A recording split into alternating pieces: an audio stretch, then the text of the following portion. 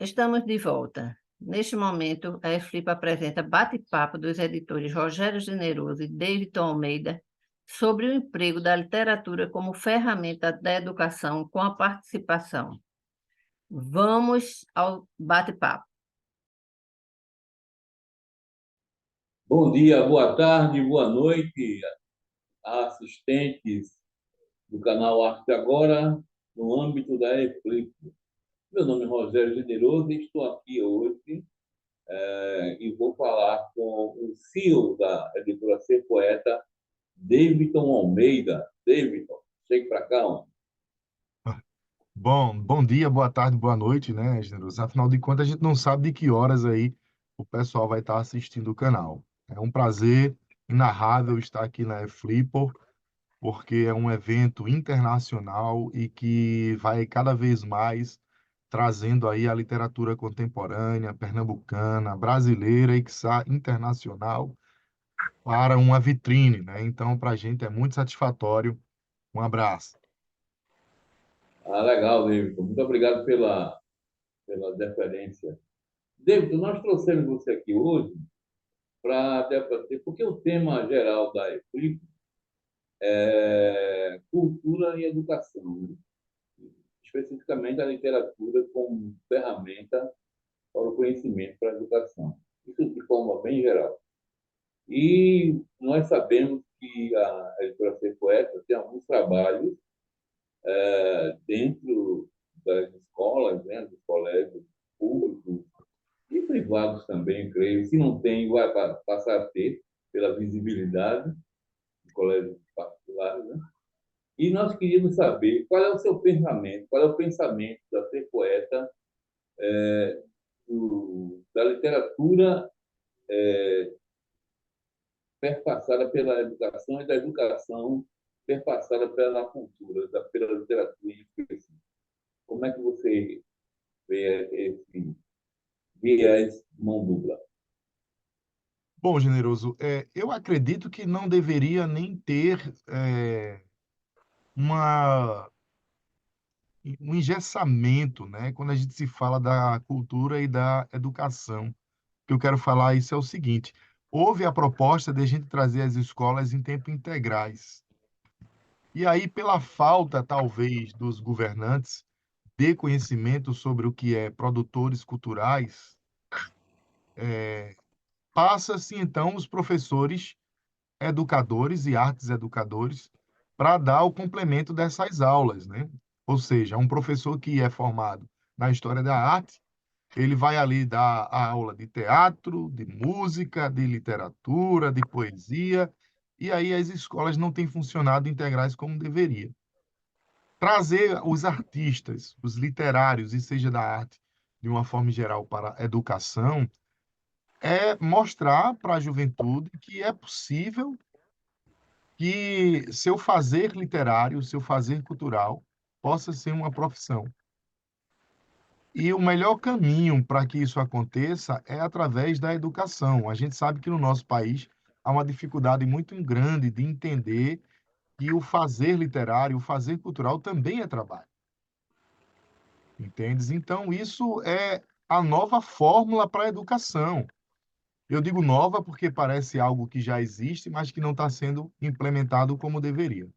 Então, deve sim a escola se aprimorar cada vez mais dos artistas e muitas vezes locais que estão ali próximo da escola, aproximar cada vez mais a literatura da escola. E essa literatura viva, eu digo a literatura viva para não ficar apenas nos livros que estão na prateleira dos autores consagrados, e a gente sabe da importância de cada um deles, mas não se resumir só a eles. Bacana. Engraçado porque há quase 20 anos atrás, eu comecei um trabalho numa biblioteca popular pública, né, que era chamada de Biblioteca Popular, em que nós levávamos uma turma, uma escola, né, uma turma do ensino médio, que está mais ligado à literatura, e nós não dávamos aulas tipo paradidáticas, com metodologia, nós apenas chamávamos os alunos se expressavam livremente, e a literatura rolava, a poesia. E a escola, onde as escolas abraçou esse projeto, e todo ano, todo mês eles iam lá para a biblioteca, terminou ganhando um prêmio internacional do governo inglês, né? A gestão e alguns alunos foram para Londres, lá na casa dos, agora não tem nomenclatura correta, né? Mas, tipo, aqui no Brasil é equivalente a Casa dos Lordes, parece, que é a Câmara Federal. Eles ganharam um prêmio lá. Enfim. E eu vejo a literatura como esse meio espontâneo, mas pertinente, perseverante, de abrir esse conhecimento, né? A educação. Como é que vocês trabalham, como é que vocês veem isso e quais instrumentos e quais as perspectivas e qual o resultado já que houve nessa caminhada de vocês para ser poeta? Muito bacana a pergunta. Veja, eu vou abrir um parênteses aqui, porque às vezes a gente vai na escola, aí oferece uma proposta disso que possa se chamar paradidático, que eu acho interessante também. E aí o professor resiste, dizendo que a garotada não gosta de poesia. Não, os meninos não gostam de poesia, mal lê os livros, o livro fica aqui entrincheirado, o pessoal não vai ler. Mas se você não oferta, se você não oportuniza, como é que você vai ter uma resposta diferente? Fica difícil sem o estímulo, né? E aí o pessoal fala muito que a juventude não lê, que a juventude não gosta de livros e tal, e eu sempre faço um desafio, eu digo assim, ó, você já foi a um movimento Glick? Vá numa feira Glick para você ver a quantidade de jovens que transitam nessas feiras de mangá, de quadrinho e tal. E a galera lê tanto que, por exemplo, ela se interessa por um mangá, aí ela vai ler o mangá, vai assistir o anime, às vezes legendado em japonês. Meu irmão, o cara escutar um anime em japonês, que é uma língua totalmente diferente do nosso dialeto. Às vezes a garotada aprende o japonês, porque tem anime que nem em português tem legenda, então os cabas. Isso tudo sozinho. Imagina se a gente estimular a poesia, a literatura contemporânea dentro da sala de aula. Imagina se a gente leva o poeta, a poeta para dentro da sala de aula para trocar uma ideia com essa criança, para trocar uma ideia com esse jovem. Se a gente leva o haikai brasileiro, de gente que escreve haikai, aquele estilo mais japonês e tal, e fazer esse link cultural. O que está faltando é isso. A gente não pode estar negando a dar oferta para um caminho literário melhor na ideia de que não vai ser aceito. Não faz sentido isso, principalmente quando vem de um educador, de um gestor de uma escola. A gente acabou de lançar agora um livro, inclusive na Bienal, que foi Recife e seus Encantos, que é um segundo trabalho que a gente faz com o Colégio Militar do Recife, que o edital se inscreveu a escola inteira e como havia um clivo, ficou meninos que queriam participar, já está pronto para um novo projeto e é o segundo projeto que a gente faz na escola. Isso porque dentro da grade da escola tem espaço para se discutir literatura. Eu fui lá participar de uma mostra cultural e de ciência da escola, que uma das apresentações na sala foi o Graciliano Ramos, né, com A Vida Seca. Aliás, Morte e Vida Severina. E a garotada de indumentária, você entrava na sala, o pessoal interpretava um trecho da obra e depois ia discutir a obra com os meninos, obviamente, você que já tinha lido a obra. Eles fizeram um jogo paradidático baseado na obra. Então, veja a riqueza que isso levou para a vida desse aluno. E isso a gente só está falando de um livro que foi levado para que a garotada pudesse, então, discutir. Imagina se você leva autores contemporâneos para essa sala de aula e os meninos têm a oportunidade de trocar uma ideia com um autor que ainda está vivo. e pode falar da sua forma de escrita, da sua referência literária, do quanto que já escreveu, das suas frustrações, das suas evoluções literárias. Então, é imaginável onde isso poderia chegar. Só um parêntese, sem querer, é porque o Morte de Vila Silvina é João Cabral de Melo Neto. E João Cabral, é que eu pensei em Graciliano, ia falar outra obra e Vila esqueci Silvina. de fazer a correção. Muito obrigado, Generoso. Bom, é isso mesmo que eu penso também, sabe? O importante tem meninos, adolescentes, que quando se encontram com um escritor, teve uma menina que perguntou, se um escritor, o senhor está vivo? Mais ou menos, mas estou caminhando para aqui. Porque o imaginário é, às vezes por obrigação, Machado de Assis, né? Que já sabem, já é passado para ele. Vai cair no Enem, e blá, blá, blá, blá, blá, blá, e você está Graciliano, Clarice Lispector, todos mortinhos da Silva, como diria o meu grande poeta visual, Daniel Santiago, mortinhos da Silva. E a gente faz uma performance muito legal. E levar o poeta vivo, né?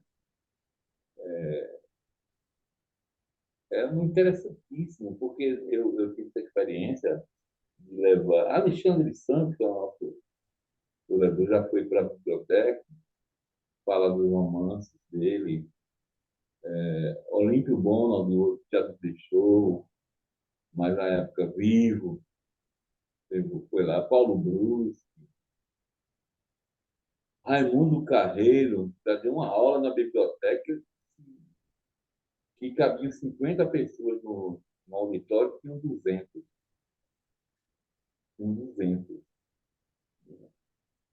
Ah, e por aí, Marcelino Freire, todos os cabras vivos estão lá, né? Então, eu acho que esse contato, sabe, essa desmistificação, né? Se você tirar o autor, o escritor, da cor de marfim dele, e trazer ele para o chão, e pegar o aluno e dizer assim, ó, esse chão aqui que eles pisam, vocês pisam também, né? É interessante isso, eu acho, viu? Sua Pois é, reflexão. eu tive uma experiência aqui recentemente em Moreno, uma menina que escreve, ela está começando a escrever agora, ele não publicou o livro, que quando ela me viu na rua, aí a pessoa falou assim, Davidson, a menina ficou emocionada. Você é o David da editora, ser poeta, e começou a falar dos livros que a gente publicou e tal, e o sonho dela também é publicar uma obra. Aquilo me aconteceu pela primeira vez, né? Ao nível da emoção que a menina ficou por me conhecer, eu saí de lá meio abestalhado. Eu digo, rapaz, será que é para tanto? Então, para você ver o quanto a gente fica distante das pessoas que possam ser meras mortais, né? Porque se coloca os escritores contemporâneos ou acontemporâneos, aí que você falou, numa torre de marfim, num altar, como se a gente fosse inalcançável. E, na verdade, o que a gente está fazendo é só escrever o cotidiano, de uma forma mais sensível, de uma forma mais crítica, de uma forma mais literária ou não, mas o que a gente está fazendo é isso, pôr para fora o cotidiano.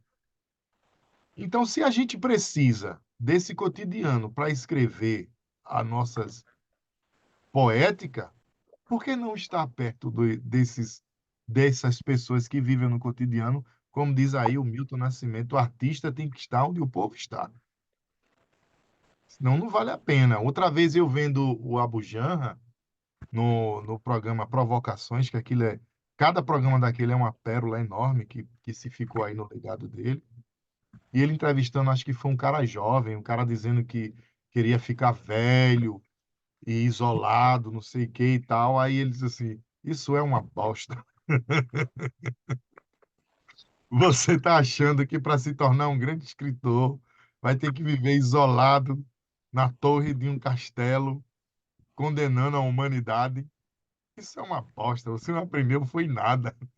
Então é isso, sabe, velho? Não tem como você estar nesse local achando que vai se tornar um grande imortal, achando que vai ser muita coisa, que não é, cara. O que você está fazendo é relatar o cotidiano. E se você não estiver próximo do povo e vice-versa, do que adiantou sua escrita? Você nunca vai escrever o melhor livro se for para ele ficar na prateleira ali empoeirado, sem ninguém ler. Não serviu de nada. Interessante que esse é o pensamento do Alexandre, do Alexandre, né?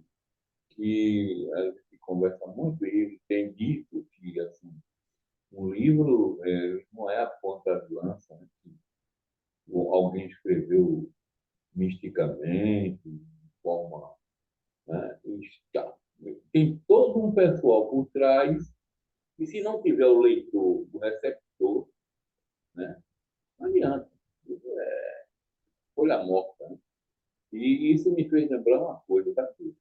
Eu tenho meu ponto em Recife, né? E também estou passando uma temporada aqui em Campina Grande, na Paraíba. E aí teve uma conferência aqui, uma pré-conferência de cultura de, de João Pessoa, foi online, me convidaram para dar uma palavra, e eu falei o seguinte, minha proposição foi, e causou estapafúrdia, né? Tentar alterar o PNLL, né? Que é o Plano Nacional do Livro e da Leitura. Aí, meio assim, tá. Há muitos anos, há mais de 10 anos, fiz uma proposta, aliás, em 2005, na quinta conferência que eu conheci, de coloca tanta letrinha, né, por aí, coloca mais uma letrinha, PNLL, para PNLL, que seria o Plano Nacional da Leitura, do Livro e da Escrita. Por quê? Essa, ao meu ver, é a chave que pode virar esse olhar do gestor e a criação de uma geração receptora e, ao mesmo tempo, produtora de literatura, que é trabalhar, ao mesmo tempo, a leitura, a escrita. Não ser só meramente um receptor, mas ser o protagonista, aquele que vai escrever se ele assim desejar. Nada é imposto como uma religião, né, no sentido de ser pau, pau, pedra, pedra, mas está lá contemplado numa lei e a escrita, né, ela tem que ser objeto de repercussão na educação. E aí trazer, levar os autores para dentro da sala de aula e não ficar preso ao professor método, metodologista, né? Nada contra os pedagogos, psicopedagogos. Não, olha, eu vou dar mais um relato aqui, Generoso. Quando você falou essa coisa de não ser nada pau, pau, pé da pedra, porque às vezes quando a gente vai discutir, a gente vai falar do que é literatura, e uma vez a gente conversando em off, você até falou, ó, para um verdadeiro poeta, cada 100 mil é que se tira um e tal.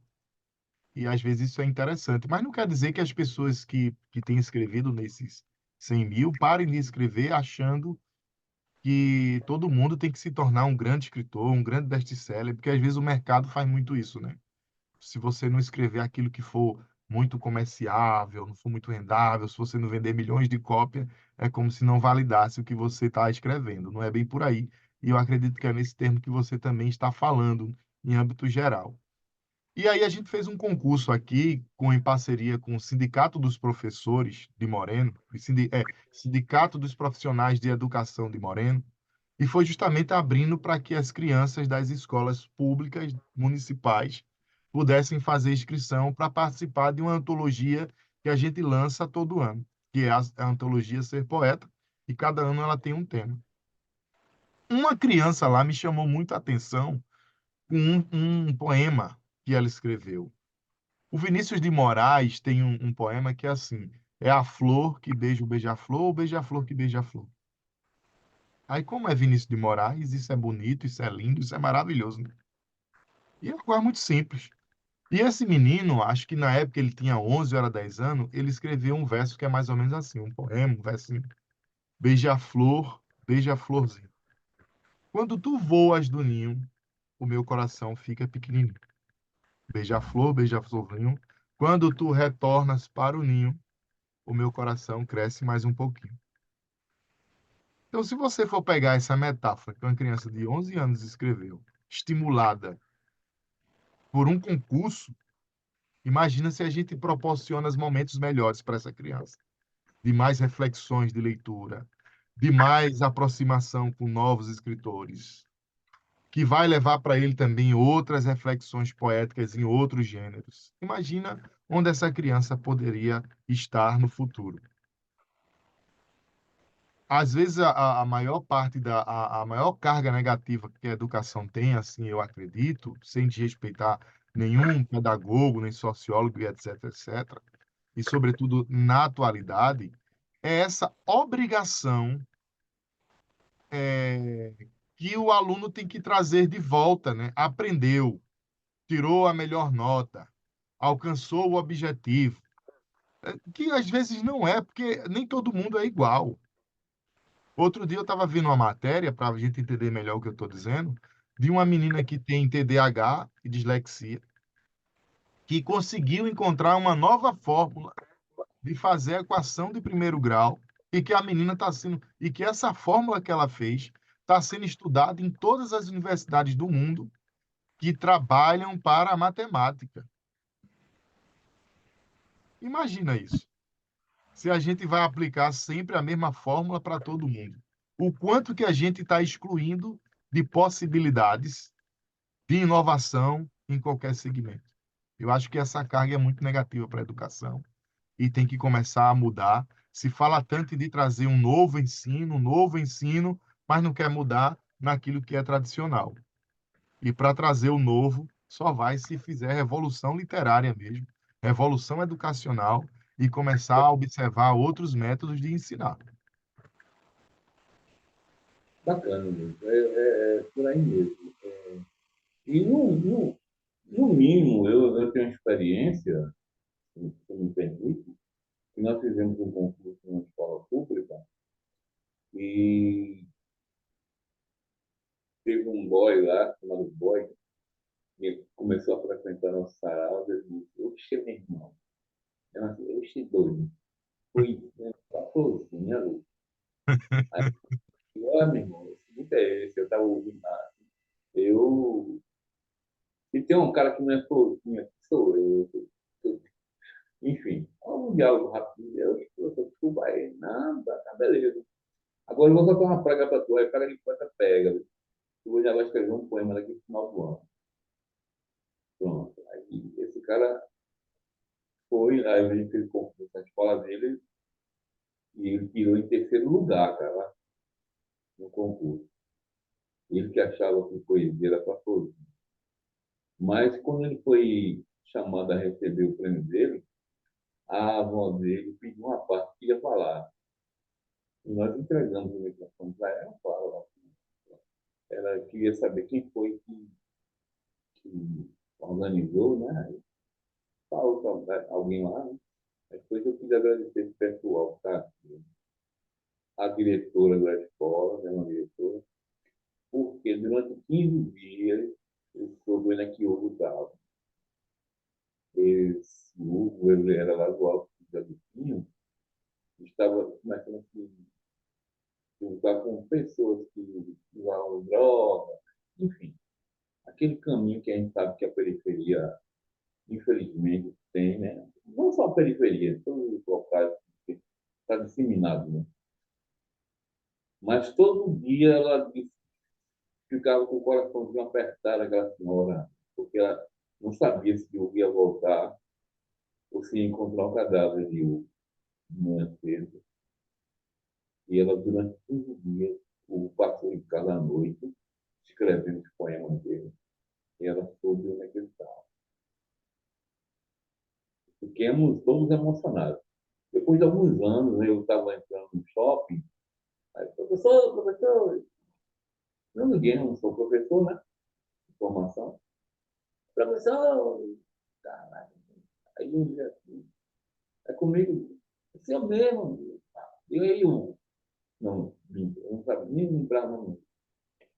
Eu digo, opa, é Hugo, você lembra de Hugo? Eu digo, cara, lembro não, cara.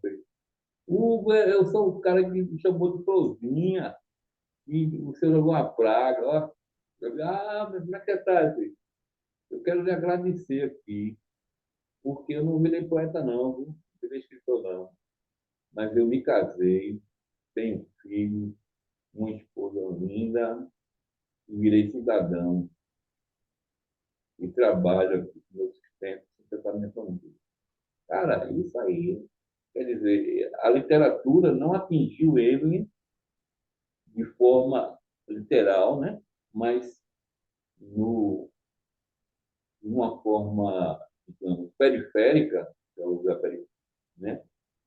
Chegou a olhar de Hugo que ele podia ser cidadão, pleno gozo e direito. Então, é por aí que a gente vê como é que é importante a cultura.